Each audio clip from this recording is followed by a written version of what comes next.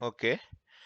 ఇప్పుడు మనం అదే వాట్ ఈజ్ రియాక్ట్ అని తెలుసుకున్నాం. వాట్ ఈజ్ రియాక్ట్ లైబ్రరీ అని తెలుసుకున్నాం. దాని యొక్క మెయిన్ పర్పస్ ఏంటి, యూసేజ్ ఏంటి ఆల్రెడీ మనం ముందు వీడియోలో తెలుసుకున్నాం. ఇప్పుడు ఓకే. రియాక్ట్ అంటే ఏంటో తెలుసుకున్నాం. మాకు తెలిసిపోయింది. మేము ఇమ్మీడియేట్‌గా అప్లికేషన్ స్టార్ట్ చేయాలని మీకు చాలా కోరిక ఆల్రెడీ కలిగి ఉందనుకుంటున్నాను నా వీడియో చూసి. సరే, ఇప్పుడు before starting the react application అంటే రియాక్ట్ అప్లికేషన్ మనం స్టార్ట్ చేసే ముందు మనకి కొన్ని ప్రీ రిక్వెసైట్స్ ఉన్నాయి. అవి ఏంటి? ఏముండాలి? అంటే ఏం లేదండి. ఇప్పుడు మనము ఒక హౌస్ కన్‌స్ట్రక్షన్ చేసుకోవాలనుకుంటున్నామండి. ఒక హౌస్ కన్‌స్ట్రక్షన్ చేసామంటే ఫస్ట్ దాని యొక్క ప్లాన్ ఏంటి? దాన్ని ఎలా కట్టాలి? దానికి కావాల్సిన రిక్వైర్మెంట్స్ ఏంటి? సిమెంట్ కావాలి, ఐరన్ కావాలి, సో వుడ్ కావాలి. So many things we need right? And మనం ఒక హౌస్‌ని మనం కన్‌స్ట్రక్ట్ చేయాలంటే ఎలా అయితే మనకు కొన్ని ప్రీ రిక్వెస్ట్ ఉంటాయో, ఒక రియాక్ట్ లైబ్రరీ అప్లికేషన్‌ని డెవలప్ చేయాలంటే అంటే రియాక్ట్ లైబ్రరీ యూజ్ చేసి ఒక అప్లికేషన్‌ని ఒక సింగిల్ పేజ్ అప్లికేషన్‌ని డెవలప్ చేయాలి అంటే మనకి కొన్ని ప్రీ రిక్వెస్ట్ కావాలి. అవి ఏంటంటే ఒకటి నోడ్ జేఎస్, ఇంకోటేంటంటే NPM. So, node JS, NPM ఎక్కడైనా నోడ్ జేఎస్ డాట్ ఓఆర్‌జీ అని ఒక వెబ్‌సైట్ ఉన్నది. Public site. You can go and download that node JS software, latest software and NPM also we can download latest. Both you can have to install in your PC. So, why? ఎందుకు ఇప్పుడు node JS అనేది మనకి ఎందుకు అంత important? Node JS, NPM ఎందుకు మనకు కావాలి అని మీకు వెంటనే క్వెషన్ రావచ్చు, డౌట్ రావచ్చు. నోడ్ జేఎస్ ఏం చేస్తదంటే మనకి ఒక రన్ టైమ్ ఎన్విరాన్మెంట్‌ని క్రియేట్ చేస్తది. ఏంటంటే జావా స్క్రిప్ట్ కోడ్‌ని ఎగ్జిక్యూట్ చేయడానికి మనకొక ఎన్విరాన్మెంట్‌ని ప్రొవైడ్ చేస్తది. అంటే ఒక సర్వర్‌ని ఇస్తుంది.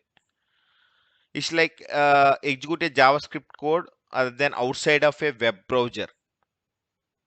సో, ఒక సర్వర్‌ని అంటే ఇప్పుడు మనం కోడ్ రాస్తున్నాం. అది ఎలా ఎగ్జిక్యూట్ అవుతుందా లేదా అని అంటే మన జావా స్క్రిప్ట్ కోడ్‌ని రన్ చేసుకోవడానికి ఒక ఎన్విరాన్మెంట్‌ని క్రియేట్ చేస్తదండి. అంతే node JS. It's like outside of a web browser. అంటే మళ్ళీ outside of a web browser అంటే ఏంటో మీకు మళ్ళీ డౌట్ రావచ్చు. Outside of a web browser అంటే మరేం లేదు. జనరల్లీ మనం ఒక రియాక్ట్ అప్లికేషన్ ప్రైమరీగా దేనికి ఇచ్చేస్తాం? క్లయింట్ సైడ్ రెండర్ కింద యూజ్ చేస్తాం. So, but React can run on a server side also using Node JS. అంటే నోడ్.js యూజ్ చేసి మనము దీన్ని అప్లికేషన్‌ని సర్వర్ సైడ్ కూడా రన్ చేయొచ్చు. ఏంటి to render all the components into HTML. అంటే all the component before sending into the client browser. అంటే బ్రౌజర్‌కి సెండ్ చేయక ముందే నువ్వు మన యొక్క రియాక్ట్ అప్లికేషన్‌ని మనం ఒక ఎన్విరాన్మెంట్‌లో రన్ చేయొచ్చు. దీనివల్ల ఏమవుతుందండి? అంటే ఇప్పుడు బ్రౌజర్‌కి పంపించి మళ్ళీ ఇదంతా ఎగ్జిక్యూట్ చేసే లోపే మనం ఒక ఎన్విరాన్మెంట్‌లో ఆల్రెడీ మన కాంపోనెంట్స్ అన్నీ హెచ్‌టీఎంఎల్‌లో లోడ్ చేసేయవచ్చు before sending him into the client. ఇది ఎందుకంటే చాలా యూజ్ అవుతుంది. అంటే reducing the times it takes for the page load. అంటే అక్కడికెళ్ళి అంటే మనకి పేజ్ లోడ్ చేసేటప్పుడు చాలా టైమ్‌ని మనకి సేవ్ చేస్తది. అలాగే ఎస్‌ఈఓని ఎస్‌ఈఓని ఇంప్రూవ్ చేస్తది. అంటే సెర్చ్ ఇంజిన్ ఆప్టిమైజేషన్. సో, ఇట్లా దీనివల్ల అండ్ నోడ్ జేఎస్ యొక్క యూసేజ్ ఏంటి అంటే, సో, నోడ్ జేఎస్ యొక్క యూసేజ్ అంటే మీరు తెలుసుకున్నారు.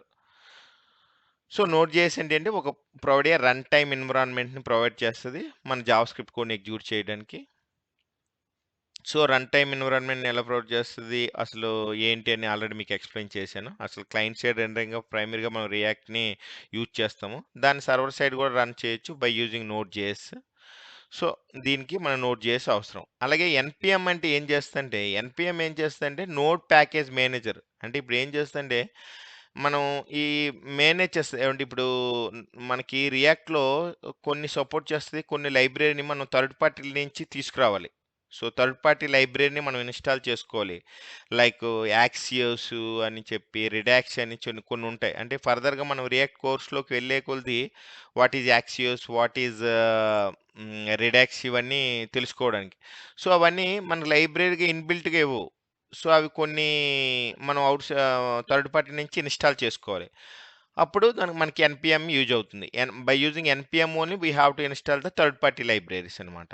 So NPM install Axios, NPM install Redux. So అవి ఇన్స్టాల్ చేసుకోవడానికి నోడ్ ప్యాకేజ్ మేనేజర్ అని ఉపయోగపడుతుంది. అలాగే దీనికి మనం ఎన్పిఎక్స్ కూడా ఉంటుంది, నోడ్ ప్యాకేజర్ ఎగ్జిక్యూటివ్. అంటే ఈ ఎన్పిఎక్స్ ఏంటంటే ఇప్పుడు ఏదైనా వన్ టైమ్ ఎగ్జిక్యూట్స్ ఏవైనా అప్లికేషన్స్ మనం బై యూజింగ్ అంటే వన్ టైం ఏదైనా ఎగ్జిక్యూట్ చేయాలన్నా అది క్రియేట్ చేయాలి. వన్ టైం టాస్క్ని మనం బై యూజింగ్ ఎన్పిఎక్స్ కూడా చేసుకోవచ్చు. ఎన్పిఎంకి ఎన్పిఎక్స్కి డిఫరెన్స్ ఏంటంటే ఇప్పుడు ఎన్పిఎం యూజ్ చేసి మనం రియాక్ట్ యాప్ని క్రియేట్ చేయాలనుకుంటే ఎన్పిఎం ఇన్స్టాల్ -g అని ఇవ్వాలి. అంటే గ్లోబల్గా ఇన్స్టాల్ చేసి రియాక్ట్ యాప్ని క్రియేట్ చేయొచ్చు. బట్ ఎన్పిఎక్స్ డైరెక్ట్గా వీ కెన్ క్రియేట్ లైక్ ఎట్లా అంటే ఎట్లా అంటే NPX no need to install, NPX create a React app and my app. It will be created the React app. So by using this npx, we can create the application also without install globally. This is the main usage of the npx. ఇది గ్లోబల్గా install చేయకుండా మనకి ఈజీగా ఉపయోగపడుతుంది. So that is the main difference between npm npx. So in my machine already Node.js install చేసేసాను, npm install చేసేసాను. So by using npx this command already I have created one application.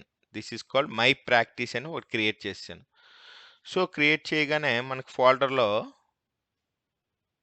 Already application అనేది మనకి create అయిపోయింది. So ఇప్పుడు మనం వెళ్తే my రియాక్ట్లోకి వెళ్తే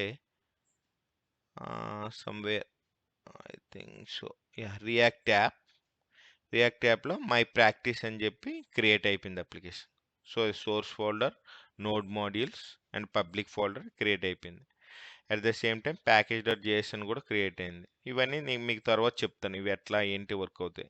సోర్స్ ఫోల్డర్లో మనకు ఒక app.js ఉంటుంది.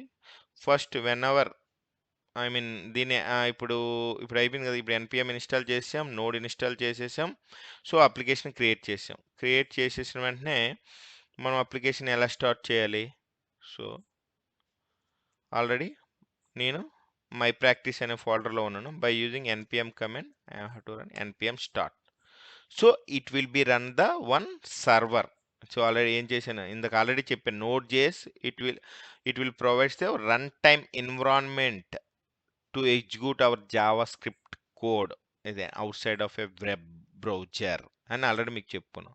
సో ఎక్కడ రన్ అవుతుంది? మనకి లోకల్ హోస్ట్ 3000 అనే పోర్ట్లో, అంటే లోకల్లో మనది ఇది అప్లికేషన్ అనేది రన్ అవుతుంది. So if you see the local host 3000, see this is the our application. See how it is started the our React application. ఇదండి మనం రియాక్ట్ అప్లికేషన్ ఈజీగా స్టార్ట్ చేసేసాం. రియాక్ట్ అంటే ఏంటో తెలుసుకున్నాం, రియాక్ట్ అప్లికేషన్ ఎలా స్టార్ట్ చేయాలో తెలుసుకున్నాం. Okay, bye, take care.